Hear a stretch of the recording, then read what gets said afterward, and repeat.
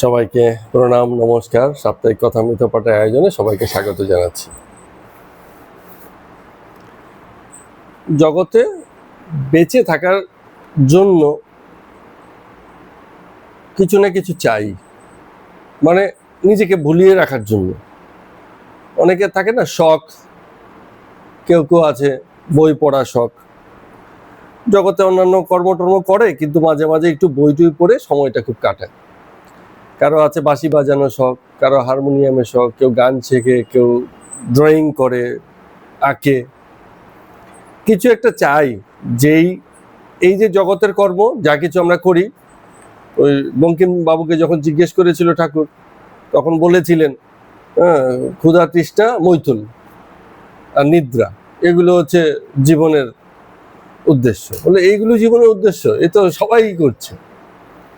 তো কিছু একটা স্বাভাবিকের বাইরে উদ্দেশ্য লাগে, ওর জন্য যেন বাঁচতে মনে চায়। কারো ঘুরে বেড়ানোর শখ, সারা বছর খাটাখাটনি করে টাকা পয়সা জোগাড় করে, সুযোগ পেলেই কারো না কারোর সঙ্গে ঘুরতে চলে যায়। কিছু একটা জগৎ বিষয়ক উপাদান, একটা আকর্ষণ, কিছু একটা চাই, যেটা তার মনকে, এই যে মনোটোনাস জীবন, একঘেয়েমি জীবন, যে জীবনে সারভাইভালটাই বড় কথা, টিকে থাকাটাই বড় কথা, খেয়ে পড়ে বেঁচে থাকাটাই বড় কথা, এসবের বাইরে গিয়েও কিছু করতে পারছে, এরকম একটা মনটাকে কিছুদিনের জন্য ডাইভার্ট করতে পারছে, এরকমটা সকলের কিছু না কিছু চাই। তাহলে মানুষ যেন একটুখানি বেঁচে পড়তে আনন্দ পায়। না হলে তো সত্যিকার অর্থে একঘেয়েমি জীবন, সকালে ওঠো, রাত্রিরে ঘুমো, মাঝখানে এই গদবাদায় কাজ আছে, করে যাও, এতেই সুখী। ঠিক আছে? তো কত মানে নিয়মিত কাজ করেও আমরা সুখী হই। একই রকম জন্মদিন প্রতি বছর পালন হয়, কিন্তু তাও করা চাই। কেন? কারণ মনে হয় যেন নতুন কিছু করছি, কিন্তু নতুন কিছু না, সে একই কাজ।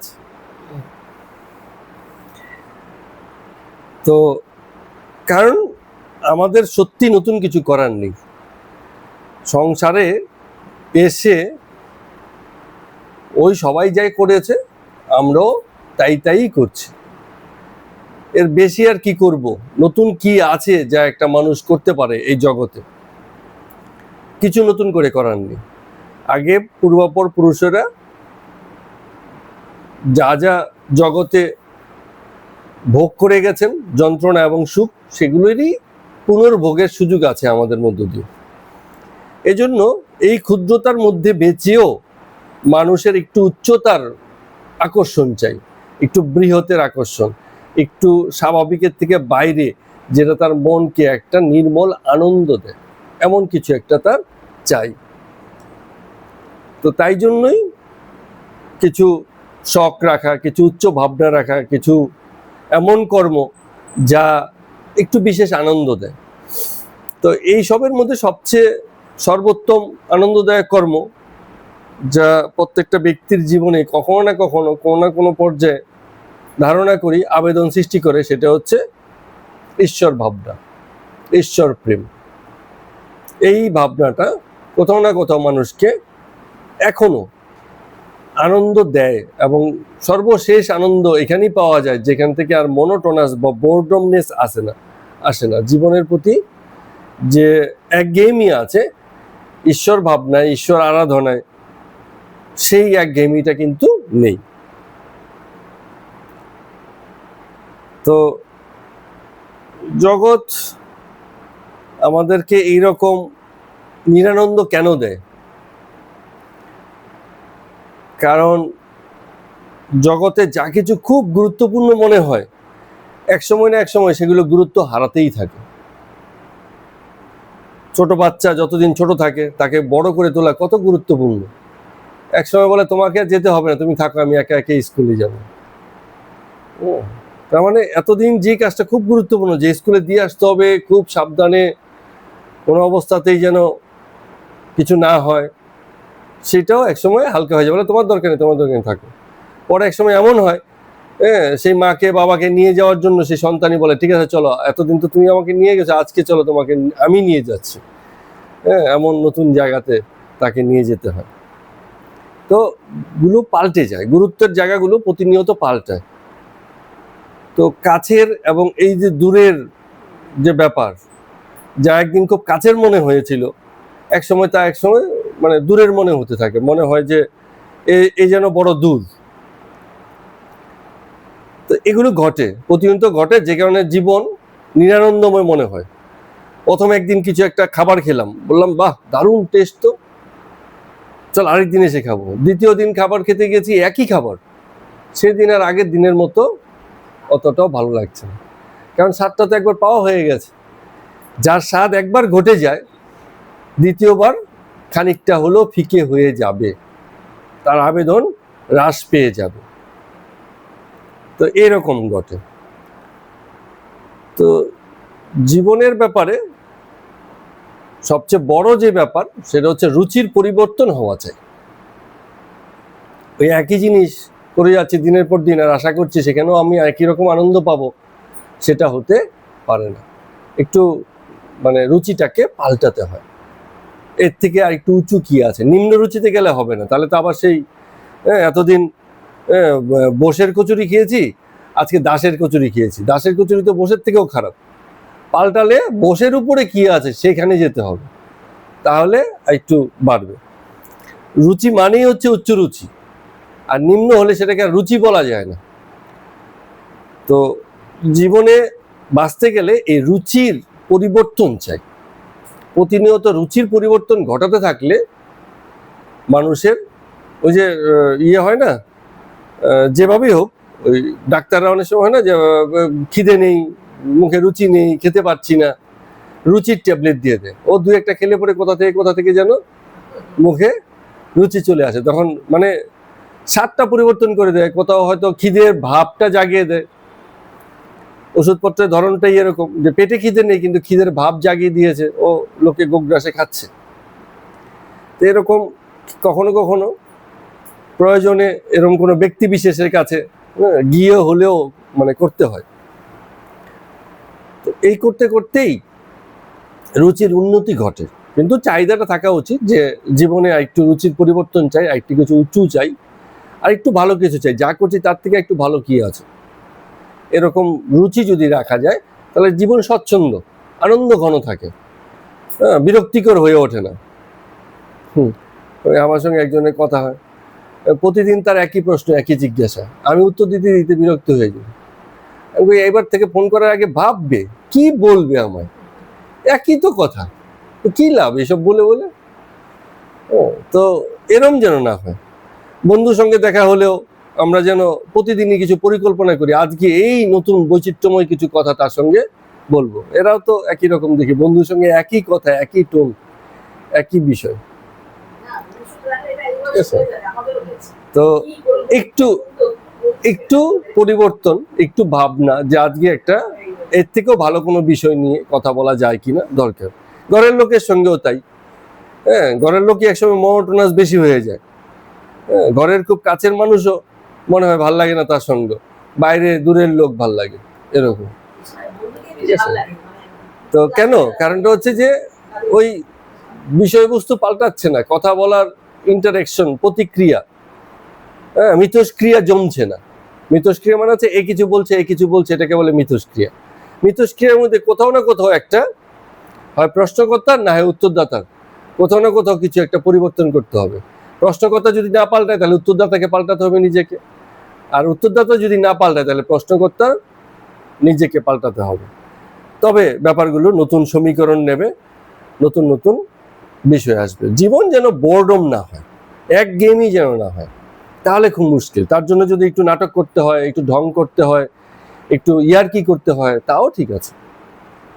জীবনের পক্ষে এগুলো খুব ভালো, সুবিধাজনক। ইয়ার্কি স্বাস্থ্যের পক্ষে ভালো। নাকি একদম মুখ ভার করে বসে থাকবে সেটা ভালো, সেটা কিন্তু ভালো না। একটু ইয়ার্কি করা, একটু ছেলে মানুষই করা, একটু একটু কিন্তু ভালো।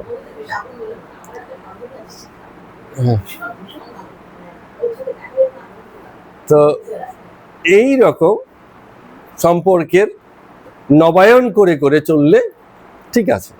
তবে সব ক্ষেত্রে লাগে না। ঠাকুরের ক্ষেত্রে যেটা হতো, মানুষ যারা যেত প্রত্যেকেই ঠাকুরের কাছে গিয়ে নিত্য নতুন গল্প, নতুন নতুন ভঙ্গিমায়, গানে, আকর্ষণে, কথায় মানুষকে মোহিত করে দিতে পারতেন, যে কারণে লোকেরা তার কাছে গিয়ে জমে যেত। হ্যাঁ, কেশবচন্দ্র সেনের মতো লোকেরা, তারপরে গিরিশচন্দ্র ঘোষের মতো লোকেরা, যারা একসময় কলকাতা শহরে মান্যগণ্য ব্যক্তি এবং শহরকে দাবড়ে বেড়াতেন যেসব মানুষজন, তারাও এরকম সাধারণ একজন লোকের কাছে গিয়ে মোহিত হয়ে গেছেন। তো এইসব ব্যাপারগুলো ঘটেছে কেন? কারণ নিজেকে গদ বাঁধা করেননি।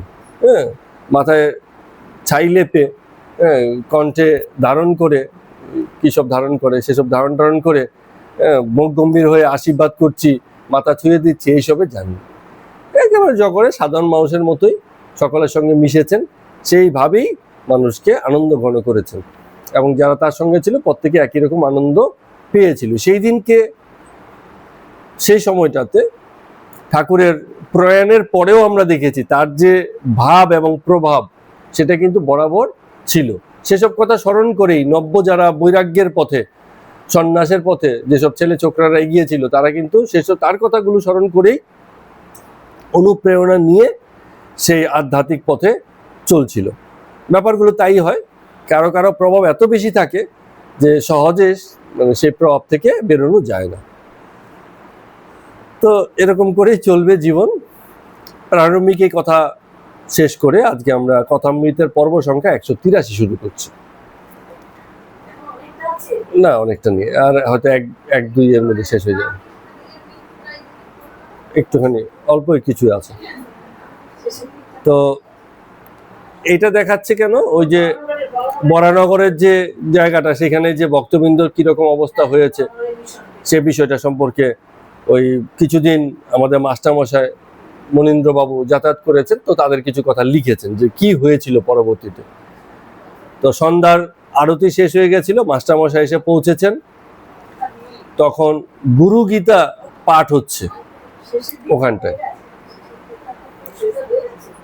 নরেন্দ্র সুর করে গুরু গীতা পাঠ করছে। নরেন্দ্রের একটা গুণ ছিল, যে আমরা বলেছি না যে খুঁটির মতো ছিল, কচুরি পানা ভাসতে ভাসতে তার কাছে গিয়ে খুঁটি যেত তার ধারে পাশে লেগে যেত। তো নরেন্দ্রকে কেন্দ্র করেই সেই মানে সন্ন্যাস পথে তাদের যে যাত্রা সেটা চলছিল। নরেন্দ্রের অনেক ব্যাপার আছে। এক তো সে মানে দেখতে শুনতে ওরকমই, মানে পাতলা টিংটিঙে, খুব সাধারণ, হেলে হুলে নয়, হ্যাঁ, একেবারে সেই রকম।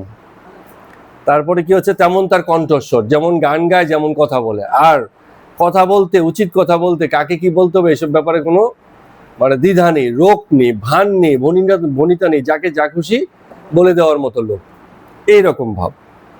এবং আপন করার মতো লোক, সবাইকে আপনও করতে পারে, তাদের গালও দিতে পারে, ধমকেও দিতে পারে, মানে সবাইকে নিয়ে চলতে পারে, একটা নেতৃত্বের গুণ তার মধ্যে ছিল। তো সেখানে ওই বারবার যে মাস্টারমশাই যেতেন, গিয়ে দেখতেন যে ঠাকুরের অনুপস্থিতিতে তাদের মধ্যে ঠাকুরের ভাব কিরকম ভাবে কাজ করছে। তো তখন মাস্টারমশাই ভাবতেন যে এই যে মানে নরেন্দ্রের মধ্যে এই গুণ অনেক সময় হয় না, যে মানে ওজা ওজা বলে, মানে যারা সাপ টাপ ধরে, হ্যাঁ, তারা বাঁশি বাজাচ্ছে সাপুরে, বুঝছে, আচ্ছা আচ্ছা, সাপুরে তো সাপুরে কি করে, অনেক সময় বিন বাজায়, ঠিক আছে। বিনের শব্দ তো সাপ শোনে না, কারণ সাপের কর্ণ ইন্দ্রিয় নেই, কিন্তু ওই যে ঘোড়াটা দেখছে তাতেই সাপ মন্ত্রমুগ্ধ হয়ে ওই যেমন যেমন বিন বাজছে অমন অমন চলতে আছে, স্থির হয়ে যায়, মানে ফনা তুলে আছে কিন্তু কামড়াবে সেই আর নেই, ওই এর মধ্যেই আটকে যায়। তো ঠাকুর যেমন ছিলেন, ঠাকুরকে কেন্দ্র করে বাকি সবাই যেমন সাপের মতো স্থির হয়ে গেছিল, এখন আবার এসে দেখছেন যে নরেন্দ্রকে কেন্দ্র করেই সেই যে ছেলে ছোকরাদের যে আড্ডা বা আগমন বা যত কর্মকাণ্ড আছে সবকিছু তাকে কেন্দ্র করেই এগুচ্ছে। তো কালী তপস্বী বলে একজন ছিল, ওই একটা ঘরের মধ্যে একটু তপস্যা করতো দরজা বন্ধ করে, এই জন্য সবাই নাম দিয়েছিল তাকে কালী তপস্বী। তো সেই কালী তপস্বীর ঘরে মাস্টারমশাই বসে আছেন, কাছে প্রসন্ন আছে। প্রসন্ন হচ্ছে সেই ছেলেটা যে চিঠি লিখে চলে গেছিল, পরে আবার ফেরত এসছে, মানে বেশি দূর যেতে পারে নাই, কোন নগর পর্যন্ত গিয়ে আবার সে ফেরত এসছে। তো এদের মধ্যে আবার রাখাল এসে জুটেছে।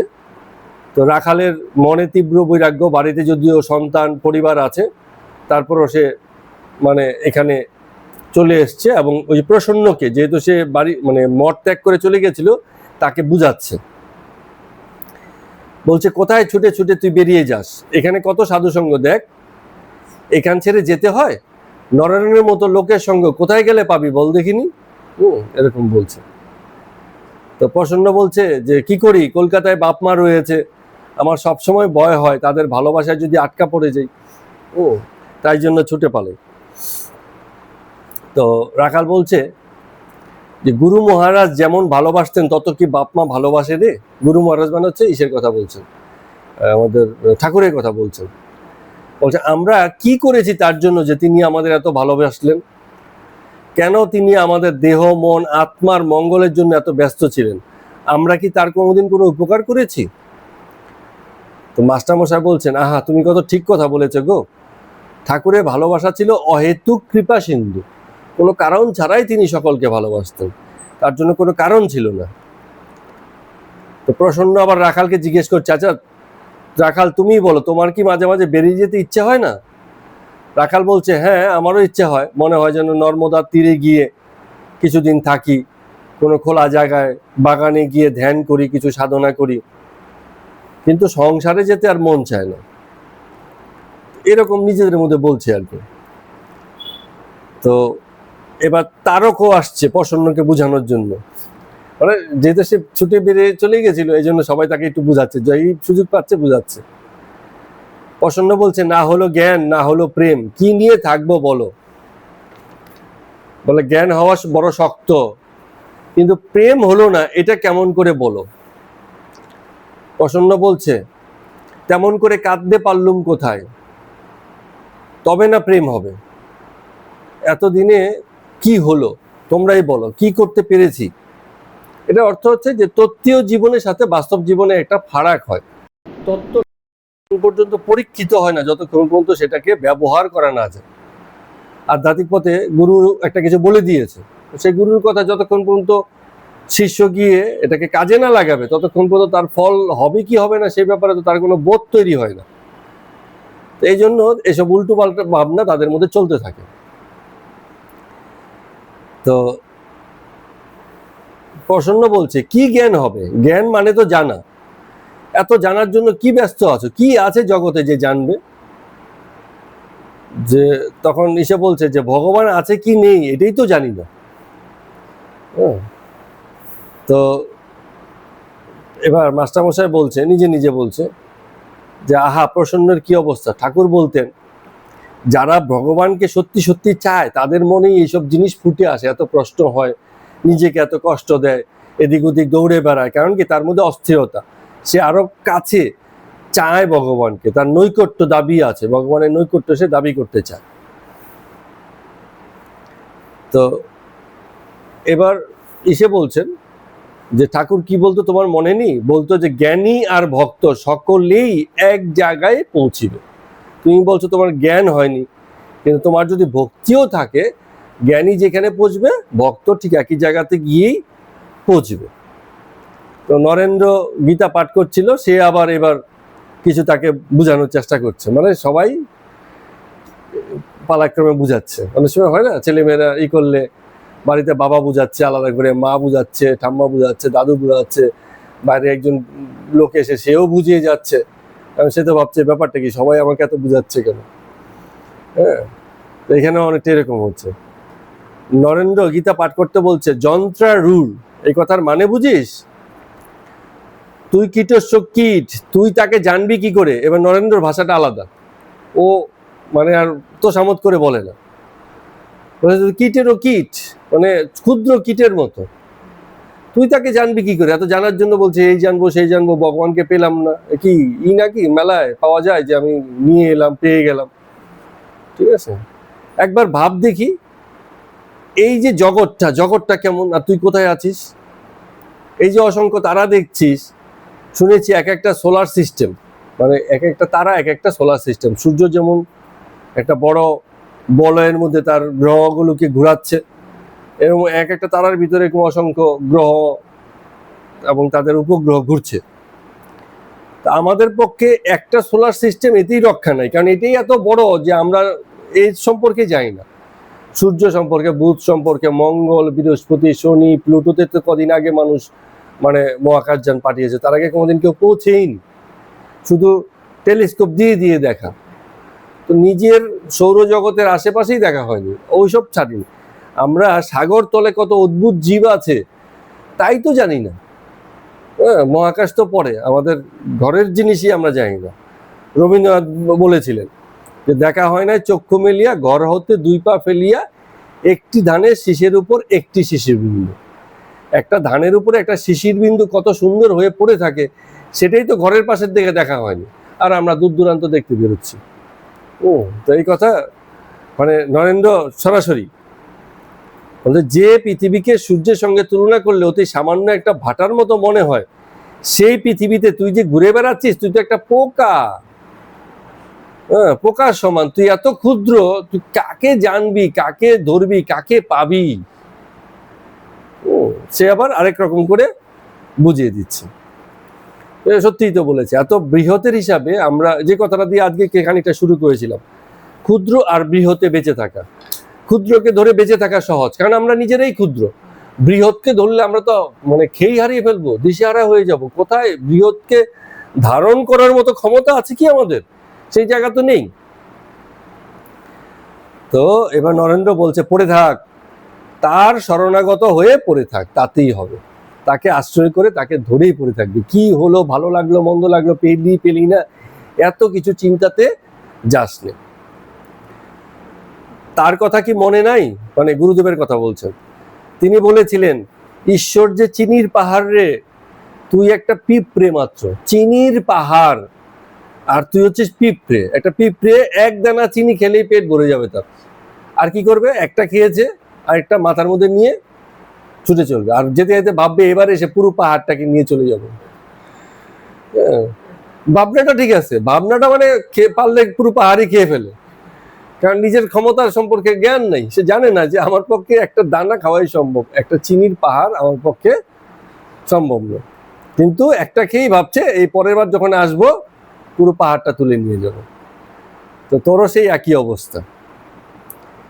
তিনি বলতেন যে সুখদেব একটা হদ্দ দেহ পিঁপড়ে, মানে ওই যে সুখদেবকে, ওই ব্যাসদেবের পুত্র, যে জন্ম সন্ন্যাসী, যে মানে সন্ন্যাস বা বৈরাগ্য ভাব নিয়েই যে জন্মেছে, জন্মাবার পরেই মাতৃকুল পিতৃকুল ত্যাগ করে সে চলে গেছে যে না থাকবোই না সংসারে, এরকম।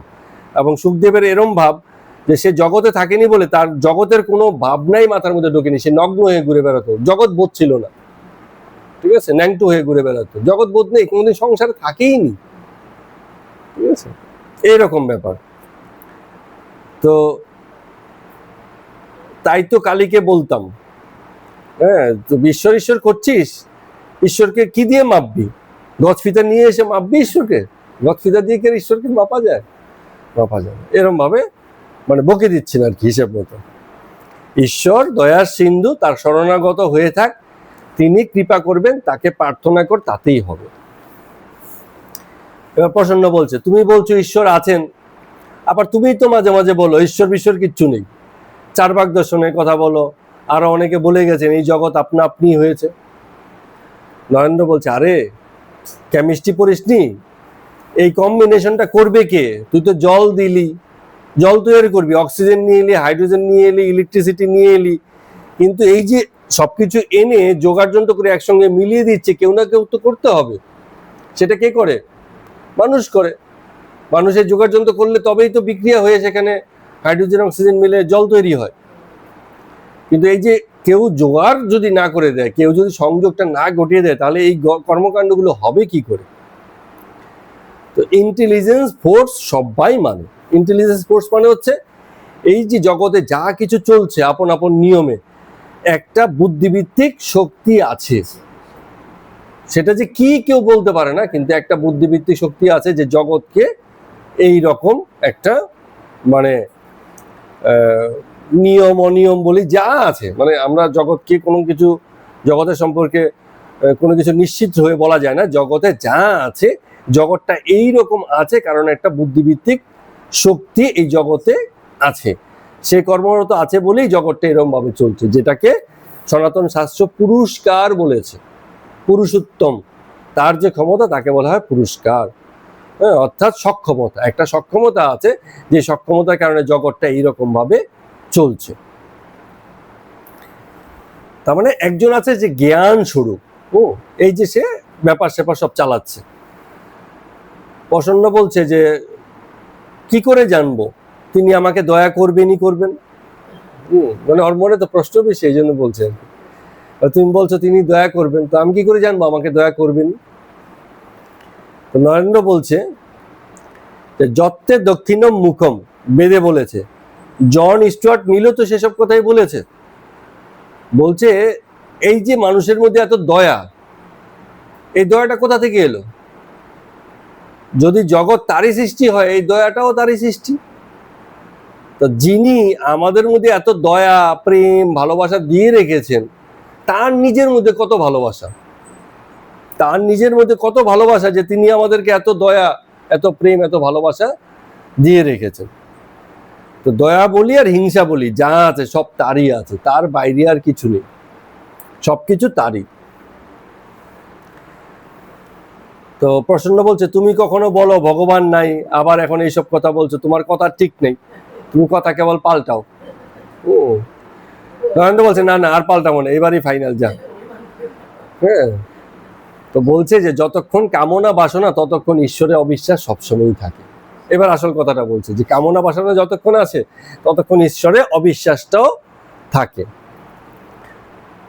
তো একটা না একটা কামনা ভিতরে থাকেই, কারো পড়বার ইচ্ছা, কারো সন্তানাদি মানুষ করবার ইচ্ছা, কারো ঘুরবার ইচ্ছা, কারো কিছু না কিছু ইচ্ছা বা কামনা বাসনা সবসময়ই থাকে। যেটা আমরা শুরুতেই বলছি, মানুষ এক গেমিতে থাকতে পারে না, তার কিছু না কিছু একটা এক্সট্রা চাই, একটা উচ্চ চাই, যেটা ধরে সে নিজেকে শান্ত বা সান্ত্বনা দেয়।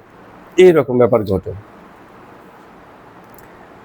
তো মাস্টারমশাই যখন এইসব এসে দেখেন, তার দৃষ্টিভঙ্গি অনেকটা এরকম, তিনি যেন মনে করেন যে পুরো স্থানটা, মানে এই যে কামিনীর কাঞ্চন ত্যাগ করে এই যে একটা মানে মানসিকতা নিয়ে এরা সব একত্রিত হয়ে আছে, মনে হয় যেন একটা বৈকুণ্ঠ কুণ্ড, বৈকুণ্ঠের বাজার, ঠিক আছে, এরকম যেন মনে হয়। আর এই ভাইগুলো সবাই যেন সাক্ষাৎ নারায়ণ, এক একজন নারায়ণ, এরকম লাগে। হতে পারে রাম নেই, কিন্তু অযোধ্যা আগের মতোই আছে, ঠিক আছে। এইটাকে বলছে কেন রাম নেই, মানে কি ওই যে মানে ঠাকুর নেই, কিন্তু তার যে শিক্ষা বা তার যে প্রভাবটা সেটা সেই আগের মতোই আছে, সবাই সেই রকম ভাবেই চলছে ফিরছে। আর মাস্টারমশাই নিজে নিজে বলছেন এদের মধ্যে সবচেয়ে বেশি বৈরাগ্য হচ্ছে নরেন্দ্র। মঠের ভাইদের সে একই সঙ্গে কিরকম ভালোবাসা দিয়ে রেখেছে, অথচ নিজের সংসারের প্রতি টান নেই, ঠিক আছে। আজ নরেন্দ্র আর আরো দুটো ভাই যে আছে, দু একটা ভাই, এরা সকলে মিলে কলকাতায় গেলেন। নরেন্দ্র বাড়ির মোকদ্দমাটা এখনো শেষ হয়নি। তো সে যখন কলকাতায় গেছে, মঠের অন্যান্য ভাইরা নরেন্দ্র যতক্ষণ থাকে না তাদের কারোরই ঠিক ভালো লাগে না। হ্যাঁ, নরেন্দ্র এলে সব ঠিক, এইরকম ভাব। সকলেই ভাবছে যে নরেন্দ্র কখন আসবে। কেউ কেউ এমন থাকে, আমরা একটু আগেও বলেছি, আবারও বলছি, যে কেউ কেউ থাকে খুঁটির মতো, তার চারপাশে সবাই থাকে, এইরকম না হলে খুব মুশকিল, সবাই যেন খাপছাড়া খাপছাড়া হয়ে যায়। তো আরেক দিনের কথা, খাওয়া দাওয়ার পর মঠের ভাইরা বিশ্রাম করছে, আর এমন সময় একটা ছেলে, রবীন্দ্র নামের একটা ছেলে, পাগলের মতো দৌড়াতে দৌড়াতে এসে উপস্থিত। মানে শুধু একটা কালাপের কাপড় আধখানা পরা, উপরের বস্ত্র নেই, উন্মাদের ন্যায় চোখ তার। সকলে জিজ্ঞেস করছেন তাকে দেখে, কি হয়েছে কি হয়েছে রবীন্দ্র? রবীন্দ্র পরে বলছে যে একটু পরে বলছি, আমি আর বাড়িয়ে ফিরিয়া যাইব না, আমি তোমাদের এখানেই থাকবো। সে বিশ্বাসঘাতকিনী হয়েছে, 5 বছরের অভ্যাস, এতদিন ধরে অভ্যস্ত থেকেছি মদে, তার জন্য তাও ছেড়েছি। আর সে কিনা বিশ্বাসঘাতক হয়েছে, সে আমাকেই মানে ঠকিয়েছে। তো মঠের ভাইরা বলছে তুমি ঠান্ডা হও, ঠান্ডা হও, কিসে করে এলে? রবীন্দ্র বলছে আমি কলকাতা থেকে পায়ে হেঁটে দৌড়ে চলে এসেছি। এরকম ব্যাপার। তো ব্যাপার কি, হয়তো কোনো মেয়ে মানুষের সঙ্গে তার সম্পর্ক ছিল, সে বিশ্বাসঘাতকতা করেছে, এই জন্য সে এখন মঠে চলে এসছে। যে মঠে এসে থাকবে। তো বলছে যে তোমার আর আধখানা কাপড় গেল কোথায়, উপরের কাপড়টা? বলে টানাটানির সময় হ্যাঁ সে ওই আধখানা কাপড় রেখে দিয়েছে, এই খালি গায়ে আমি চলে এসছি। তো সবাই বলছে তুমি গঙ্গা স্নান করে এসে ঠান্ডা হও, তারপরে সব কথাবার্তা হবে।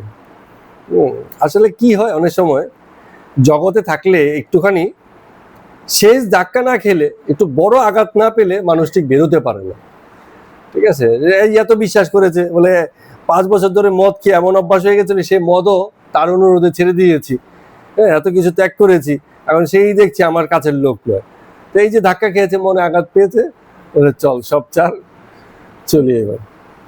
তো রবীন্দ্র গঙ্গা স্নানে যাইতেছে পরামানিকের ঘাট, ওটা তো মনে পরামানিকের ঘাটই বলে, ওই যে ইটা আছে না, অনেকে তো বলে এইটাই না, বেলুর মঠটা, ওই যে আপনার যে শ্মশানটা আছে, শ্মশানটাকে পরমাণুকের ঘাটও বলে অনেকে, রতনবাবুর ঘাট হচ্ছে। তো ওখানে উনি চান করতে গেলেন, মানে চান করে আস্তে আস্তে গেলেন।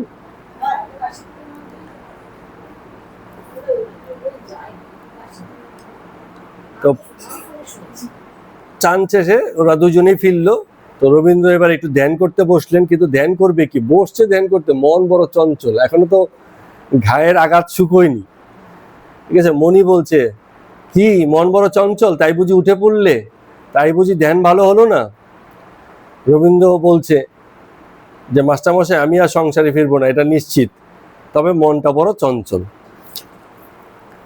তো এরকম মানে ঘটনা ঘটছে। তার মানে কি হচ্ছে, এই যে ছেলে ছোকরারা যারা একটুখানি ভক্তিপথে নেমেছে আর যারা নামেনি, তারাও এদের সম্পর্কে জানে, কিন্তু যখনই সংসারে কোনো আঘাত ফাঘাত পেয়েছে আবার গিয়ে ওদের দলে ঢুকে গেছে, এরকম একটা ব্যাপার সেই সময় মানে ঘটতেছিল। তো জিনিসটা হচ্ছে এরকম যে এগুলো একটা দুটো করে উদাহরণ, এরকম মাস্টারমশাই সে সময় গেছেন, কতদিন পর্যন্ত গেছেন তা আমরা জানি না। তো এই যে সামান্য একটু লিখে রেখেছেন, এইটুকু লিখার মধ্য দিয়ে কি হয়েছে যে তিনি ওই ঠাকুরের প্রয়াণের পরে তাদের জীবনের প্রথম দিকের দিনগুলো যেমন দেখেছেন তাই লিখে গেলেন। এই নিয়ে আর খুব বেশি আলোচনা নেই।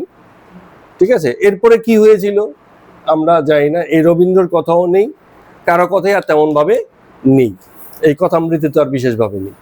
কিন্তু ওই এখানে আরো দু একটা ব্যাপার আছে যেটা মাস্টারমশাই তার কথামৃতে সংযুক্ত করেছেন। দু একজনকে তিনি চিঠি লিখেছিলেন যে আপনারা ঠাকুরকে কে কেমন দেখেছেন সেটা আমাকে একটু জানান, আমি এরকম একটা গ্রন্থ লিখতে যাচ্ছি, সেখানে আমরা এই বিষয়টাকে সংযুক্ত করব। তার মধ্যে একটা চিঠি এসছে, সেই চিঠির কিছু কথা আবার এখানে লেখা আছে। কোন এক ভক্ত সে বলছে যে প্রাণের ভাই শ্রীম, তোমার প্রেরিত শ্রীরাম কৃষ্ণ কথামৃতে 4th খণ্ড পেয়েছি এবং এটা শেষ করেছি, ধন্য তুমি, এত অমৃত দেশময় তুমি ছড়িয়ে দিলে তোমার এই গ্রন্থের মাধ্যমে। কিন্তু তুমি অনেকদিন থেকে আমাকে বলছিলে যে ঠাকুরের সঙ্গে আমার আলাপ কিভাবে হয়েছিল সেটা তোমাকে জানাবো। এখন আমি তো তোমার মতো কপাল করে আসিনি যে সবসময় ঠাকুরের শ্রীচরণেই ছিলাম, তারিখ দিন মুহূর্ত তার কথা হুবহু লিখে রেখেছি।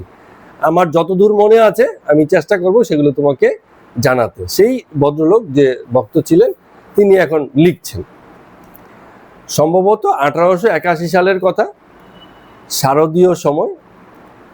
সেদিন কেশববাবুর আসবার কথা। আমি নৌকায় করে দক্ষিণেশ্বরে গিয়ে ঘাট থেকে নেমে একজনকে জিজ্ঞেস করলাম এখানে পরমহংস কোথায় থাকেন, মানে উনি তো জানেন না, প্রথমবার গিয়েছেন, ওই কথা উনি লিখছেন আর কি। কার কথায় সেটা আমি এখনো পাইনি, পরে দেখছি, হয়তো পরে পেলে কারো কথা বলবো, কোন এক ভক্ত আর কি, নামটা পরে পাওয়া যেতে পারে। তো তিনি ওই ভদ্রলোক তাকে আঙুল দিয়ে দেখে ওই যে ওখানে যান। হ্যাঁ, তো আমি প্রথমে গিয়ে দেখলাম যে উত্তর দিকে বারান্দায় তাকিয়ায় ঠেসান দিয়ে এক ব্যক্তি বসে আছে। তো আমি তো প্রথমে অবাক হয়ে গেলাম যে ইনি পরমহংস। সবাই ভাবে যে পরমহংস মানে কি যেন একটা ব্যাপার হবে, ঠিক আছে, সে দেখতে গিয়ে বলে এ কি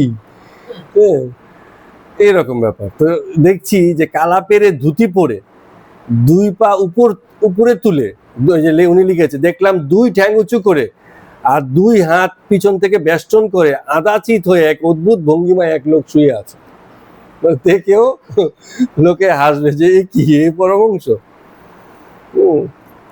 তো মনে হচ্ছে তাকে দেখে কোনোদিন উনি বাবুর মতো বসেননি, বা ওই ধরনের কোনো অভ্যাস ওনার নাই। বাবুরা যেরকম ভাবে বিভিন্ন বসে, উনি সব বসতে বসতে পারেন না, অদ্ভুত এক ভঙ্গিতে উনি আধা বসা আধা শোয়া হয়ে আছে।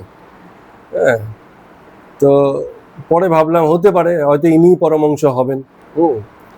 তার ডান পাশে এক ভদ্রলোক বসেছিল, বাবুর মতো দেখতে, তার নাম হচ্ছে, শুনলাম তার নাম হচ্ছে রাজেন্দ্র মিত্র। তিনি বেঙ্গল গভর্নমেন্টের অ্যাসিস্ট্যান্ট সেক্রেটারিও হয়েছিলেন পরে। ডান দিকে আরো কয়েকটি লোক বসে আছে। একটু পরেই রাজেন্দ্র বাবুকে বললেন ওই ভদ্রলোক, মানে ওই পরমংশ বলছেন, মানে উনি গিয়ে প্রথম দিন দেখছেন তো, ওনার মতো করে উনি বলছেন, দেখো দেখিন কেশব আসছে কিনা। ঠাকুরের অস্থিরতা ছিল, কেশব আসবে কেশব আসবে। একটু পরে এগিয়ে এসে বলছেন, একজন গেল, গিয়ে না এখনো তো আসছে না। তো একটু চুপ করে রইলেন। একটু পরে আবার বলছেন, আবার দেখো আবার দেখো, দেখো গিয়ে কেশব আসছে কিনা। তা আবার একজন এসে বললেন, না না আসেনি এখনো। তখন সে পরমংশ আস্তে আস্তে বলছেন, পাতের উপর পাত রইল পড়ে, রাই বলে ওই ওই এলো বুঝি প্রাণনাথ। মানে এবার রাধার কথা বলছে।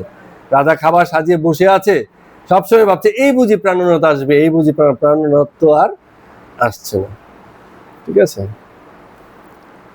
তো এই কেশবের চিরকালই এই রীতি, আসে না আসে না আসে না করে একেবারে শেষ মুহূর্তে এসে উপস্থিত হয়। এবং ঠিক তাই হলো, সন্দেহ হয় হয় এমন সময় কেশব তার দলবল নিয়ে সকলে মিলে এসে উপস্থিত।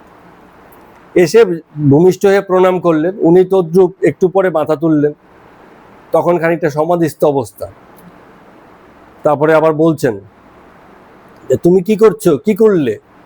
রাজ্যের কলকাতার সব লোকজন নিয়ে এখানে এসছো, আমি কি বক্তৃতা করব? আমি কি ওসব পারি? করতে হয় তুমি করো, আমি ওসব পারবো না। মানে লোকজন নিয়ে এসছে এই জন্য বলছে আর কি।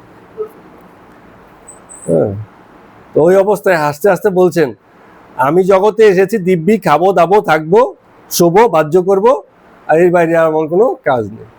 জীবন সরল, কিছু চাওয়ার নেই। তো অনেকে আছে ডাক্তার হবে, ইঞ্জিনিয়ার হবে, প্রতিষ্ঠা পাবে, এই করবে সেই করবে।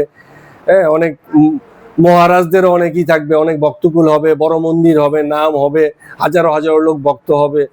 হ্যাঁ, এনার তো এসব কিছু ছিল না, কোনো চাওয়া পাওয়া নেই, এই হবে সেই হবে, এসবের কোনো ব্যাপার নেই। তো এই কথাটাই বলছেন কেশব বাবু। বলছেন যে ও না কেশব বাবু না, কেশব বাবু মাথা নাড়ছেন আর কি, বারবার মাথা নাড়ছেন, যে জানে এইসব বলবে আর কি। তো আমি ওই ওই যে যে যে ভদ্রলোকের কথা বলছে, ভক্ত, সে বলছে আমি দেখে দেখে ভাবছি যে এই আবার কি ঢং। ঠিক আছে, এমন তো কখনো দেখি নাই। হ্যাঁ, এই কি আবার, মানে কাকে দেখতে এলাম, কি দেখছি, মানে ঠিক বুঝে উঠতে পারছে না, পরমহংসের ব্যাপারটা ঠিক বুঝে উঠতে পারছে না। হ্যাঁ, তো সমাধি ভঙ্গের পরে কেশব বাবুকে বলছেন, কেশব একদিন তোমার ওখানে গেছিলাম, শুনলাম তুমি বলছো ভক্তি নদীতে ডুব দিয়ে সচ্চিদানন্দ সাগরে গিয়ে উঠবে। মানে ইয়ার কি করছে ঠাকুর, বলে ভক্তি নদীতে ডুব দেবে, ডুব সাঁতার দিয়ে একেবারে ভক্তি সাগরে গিয়ে উঠবে। তো তুমি যখন এই কথা বলছিলে, আমি উপর পানে তাকিয়েছি, মানে ওই ওনার বাড়িতে গিয়ে উপরের দিকে তাকিয়েছি, দেখছি উবু হয়ে, মানে দোতলার বারান্দা থেকে তোমার স্ত্রী পুত্র বাড়ির সকলে তোমাকে দেখছে। ঠিক আছে, আর মনে মনে ভাবছি, হ্যাঁ, তোমার সচ্চিদানন্দ সাগরে যাওয়া কি করে হবে, তুমি তো গৃহী, এই যে এত লোক রেখে দিয়েছ। হ্যাঁ, তোমার তো সেই নেউলের মতো অবস্থা। নেউলে মানে হচ্ছে বেজি। হ্যাঁ, বেজিকে ইটের সাথে বেঁধে দেয়, তারপরে খেলা দেখায়। এখন বেজি যতই দৌড়ায়, বাধা তো আছে ইটের সাথে, একটু যায় আবার পিছনে টানে, আটকে পড়ে, মানে একটু লাফ দিয়ে ওঠে, পালানোর চেষ্টা করে, আর ধুপ করে তখন নেমে পড়ে। তুমি বড় জোর একটু ধ্যান ট্যান করতে পারো, ওই পর্যন্ত ঠিক আছে, ভক্তি নদীতেও দুই একবার ডুব দিতে পারো, সাগরের চিন্তা ভাবনা করলে কাজ হবে না। হ্যাঁ, কারণ এই লোকগুলো তখন কি হবে।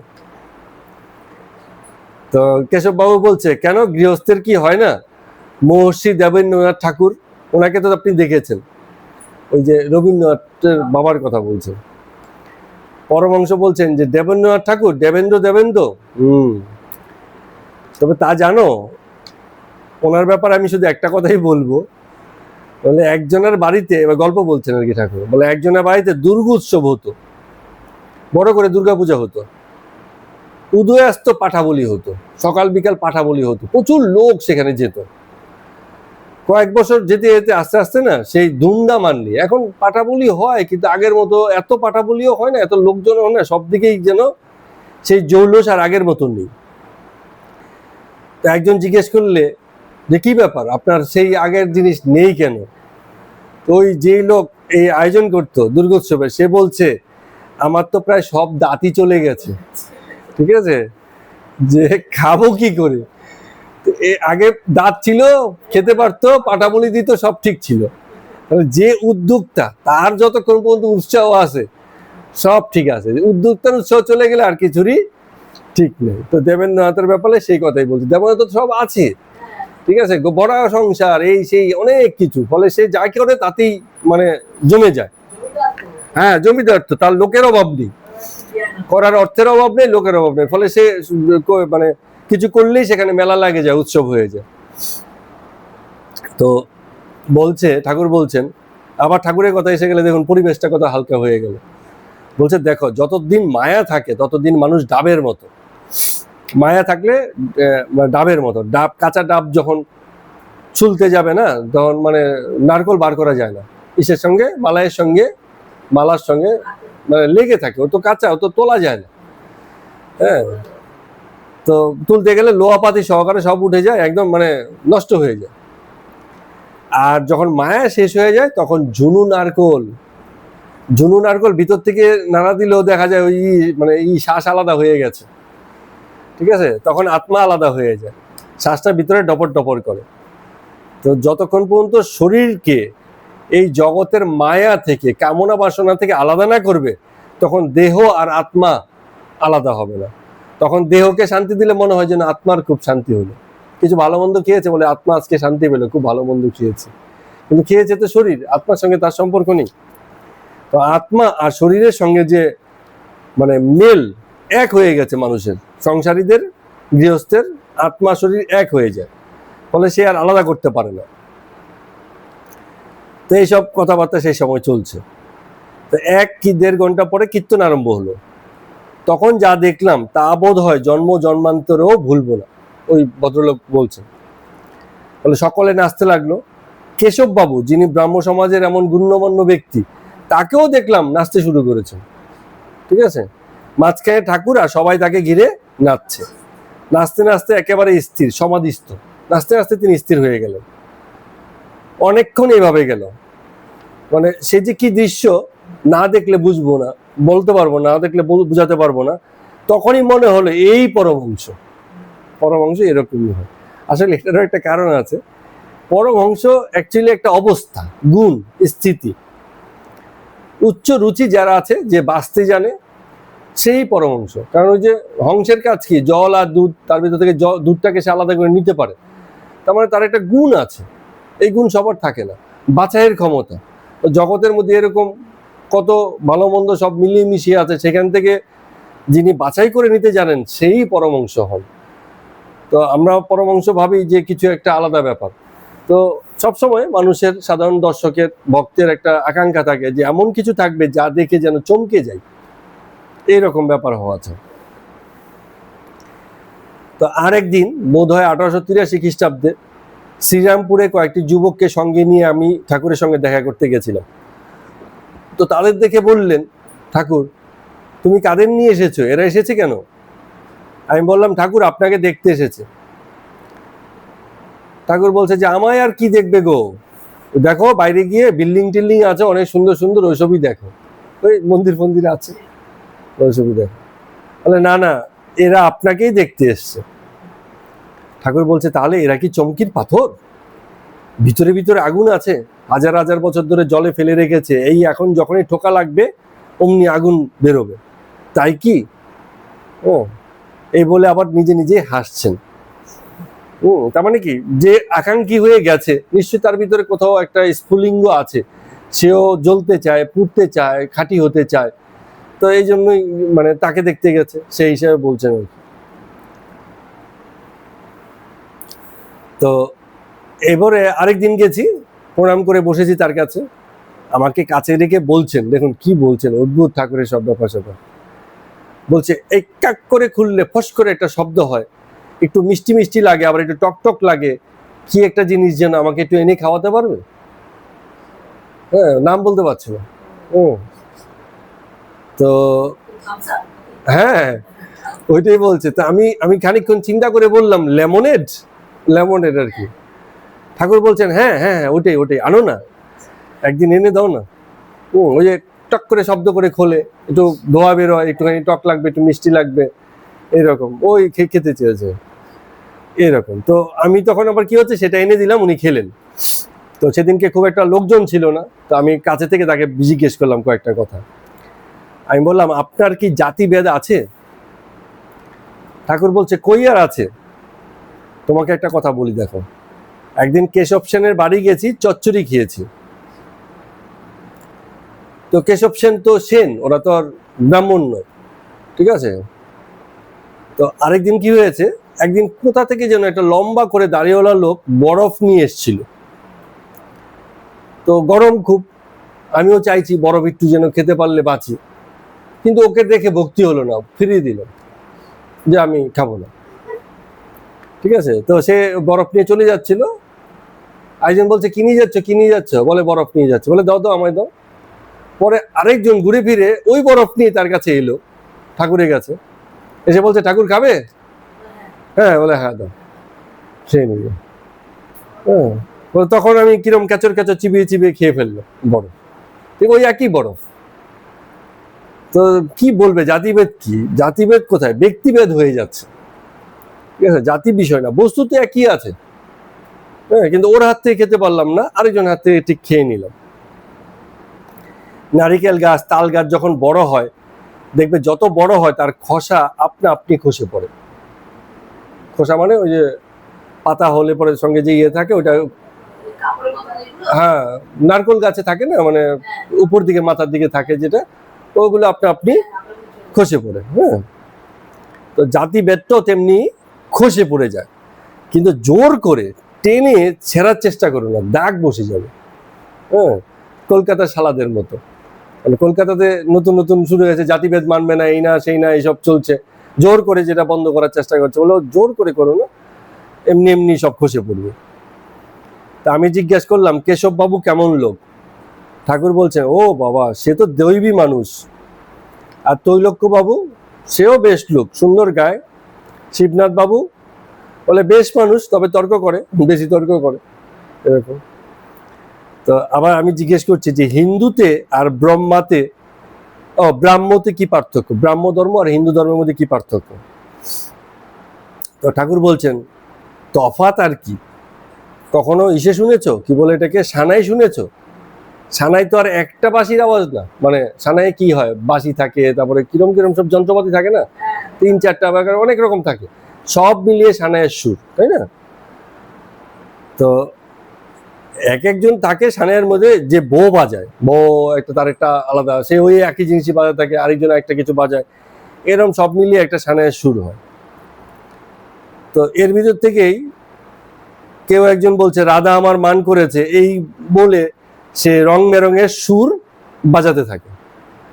তো ব্রাহ্ম ধর্মে যারা আছে ওরা ভো ধরে বসে আছে, মানে একটাই সুর বাজায়, ওরা আর কিছু বাজাতে যায় না, ওরা শুধু বুঝে নিরাকার, আর কিছু বোঝে না, বলে ওদের একটাই কথা, ওই এক ধরে বসে আছে।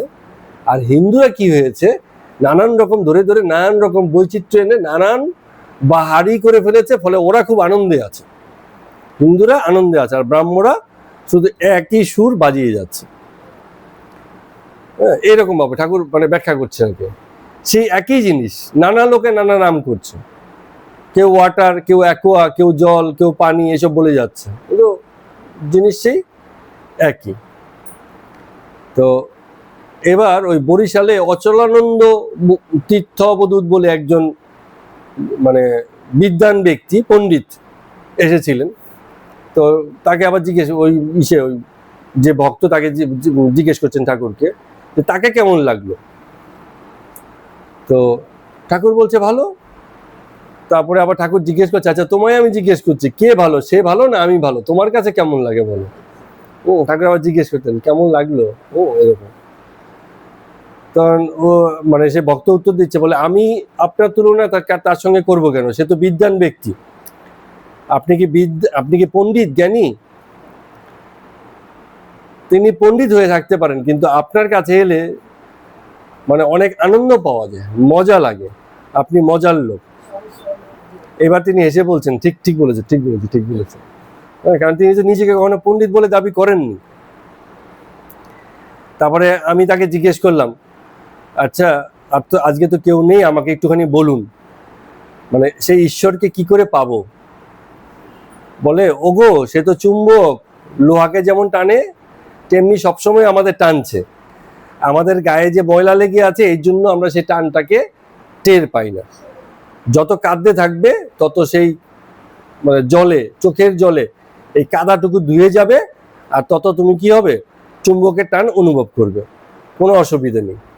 নিজের সংসারে আছো ঠিক আছে, কিন্তু আম মুক্তার নামা তার উপরে ছেড়ে দাও, মানে সবকিছুর ভার ঈশ্বরের উপর সমর্পণ করো, ভালো মন্দ সব তিনিই দেখবেন, তিনিই করবেন, এরকম। হ্যাঁ, মনে করবে তিনিই খাওয়াচ্ছে, তিনিই ধোয়াচ্ছে, তিনিই ঘুম পাড়াচ্ছে, সবকিছু তিনিই করছেন, ব্যাস আমার আর কোনো সম্পর্ক নেই, আমি শুধু আছি। জগতে থাকতে গেলে হাতে একটু তেল মেখে নাও, তাতে কাঁঠাল ভাঙলেও আঠাটা আর লাগবে না। এই মায়ের সংসারে জড়াবে না, লিপ্ত হবে না, তাহলেই চলবে। ঠাকুর এরকম ভাবে ব্যাখ্যা করছেন। তো যখন আবার ঠাকুরের কথা এলো, কোনো একটা ভক্তবিন্দু ঠাকুরকে যেভাবে দেখেছেন সেই কথা আজকে পড়লাম। এরকম আর একদিন কি দুদিন হতে পারে, নাম এখানে দেয়নি, একদিন কি দুদিন হতে পারে, মাস্টারমশাইয়ের গল্প আর এই ভক্ত একজন গল্প, এরকম কিছু একটু আছে, এই করে আমাদের কথামৃত শেষ হবে। তো যাই হোক, আজকের মতো কথামৃত পাঠ এখানে শেষ করছি। সবাইকে প্রণাম এবং নমস্কার।